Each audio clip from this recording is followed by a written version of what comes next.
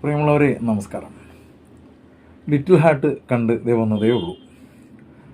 ചുരുക്കി പറഞ്ഞാൽ എല്ലാത്തരം പ്രേക്ഷകർക്കും ഇഷ്ടപ്പെടുന്ന ഒരു ഗുഡ് ഫീൽ മൂവി. തിയേറ്ററിലെ കൂട്ടച്ചിരികൾ ഇതുവരെ അവസാനിച്ചിട്ടില്ല.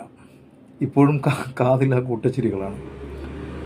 അത് യങ്സ്റ്റേഴ്സിന് അല്ലെങ്കിൽ കുടുംബ പ്രേക്ഷകർക്ക്, കുട്ടികൾക്ക് എല്ലാവർക്കും ഇഷ്ടപ്പെടുന്ന വളരെ മനോഹരമായ ഒരു സിനിമ. ഷൈൻ നിഗത്തിൻ്റെ വേറൊരു മുഖമാണ് ഈ പടത്തിൽ.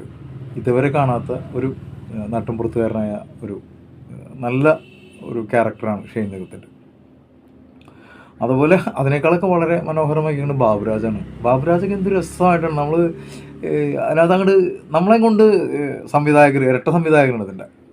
അവർ നമ്മളെ കൊണ്ട് ഇങ്ങനെ യാത്ര ചെയ്യുന്നത് സിനിമയിലൂടെ. അതുപോലെ എല്ലാവരും അതിനകത്ത് ഓരോ വേഷവും, ഇപ്പോൾ മഹിമ നമ്പ്യാർ, മഹിമ നമ്പ്യാരൊക്കെ ശരിക്കും പറഞ്ഞാൽ ഇപ്പോഴത്തെ യൂത്തിലെ ഒരു ഐക്കൺ എന്നൊക്കെ പറയാം, അതേപോലെ ചെയ്തിട്ടുണ്ട്. അതുപോലെ വളരെ വൃത്തിയായിട്ട് ഷൈൻ ടോം ചാക്കോ എന്ത് രസമായിട്ട് ചെയ്തേക്കണത്.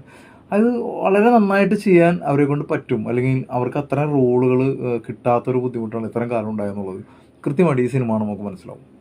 അതിലൊത്തിരി നല്ല ആർട്ടിസ്റ്റുകളുണ്ട്. അതിനകത്ത് ഈ ബാബുരാജിൻ്റെ വൈഫായിട്ട് അഭിനയിച്ചിരിക്കുന്ന ഒരു നന്നായിട്ട് ചെയ്തിട്ടുണ്ട് അവർ.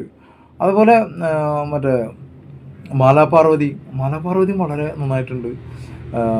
രഞ്ജി പണിക്കർ, ഇവരെല്ലാവരും വളരെ മനോഹരമായിട്ട് ചെയ്തിട്ടുണ്ട്.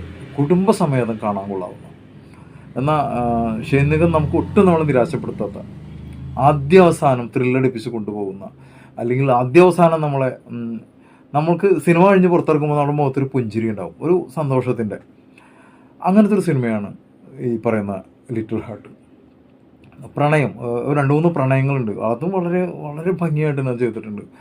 എന്തായാലും നിങ്ങൾ ഈ സിനിമ കണ്ടിട്ടുണ്ടാവുമോ എന്നറിയില്ല. കണ്ടിട്ടുണ്ടെങ്കിൽ നിങ്ങൾക്ക് ഈ സിനിമയെക്കുറിച്ചിട്ടുള്ള അഭിപ്രായം എൻ്റെ ഈ വീഡിയോക്ക് താഴെ കമൻറ്റ് ചെയ്യാം. നിങ്ങൾ ആദ്യമായിട്ടാണ് എൻ്റെ ചാനൽ കാണുന്നതെങ്കിൽ കഴിയുമെങ്കിൽ ഒന്ന് സബ്സ്ക്രൈബ് ചെയ്യുക, ബെല്ലൈക്കൺ എനാബിൾ ചെയ്യുക.